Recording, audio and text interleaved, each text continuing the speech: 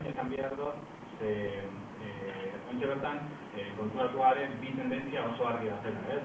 Lehenengo aldatetik e-commerce mundua asko egotzen ari da, eta nahiz eta krisi aldi honetan egon, ehuneko 10-etatik gorako igoerak dauki urtetik urtera, ez? Eta, hori ja kontutan edukitzeko da, eta beste alde bai,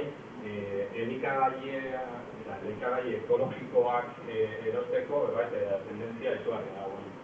Eta,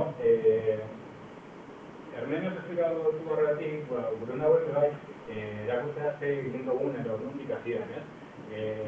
Eduardo Elorriagak eta Álvaro Barriosek sortutako proiektua da.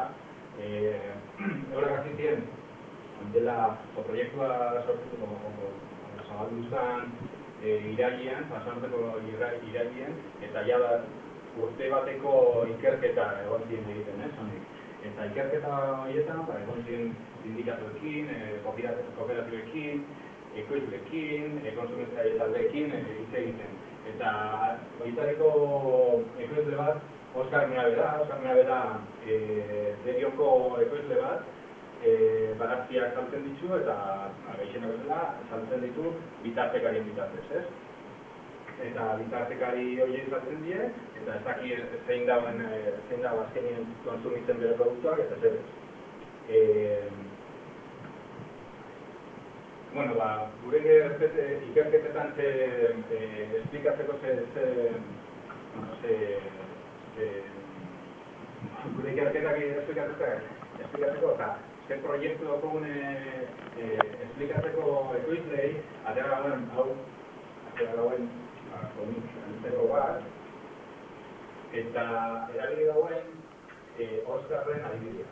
Oskar da Derioko ekoizle bat, eta berak egiten dagoena da, hortuan bezala, gaur egungo eredua segitu, eta bitartekari batzuei eskaintzen die bere produktua, kasu konkretu hontan, 5 eurotan saltutako kaja batek, gero kontsumitzailean gana, heltzen da 75 eurotan.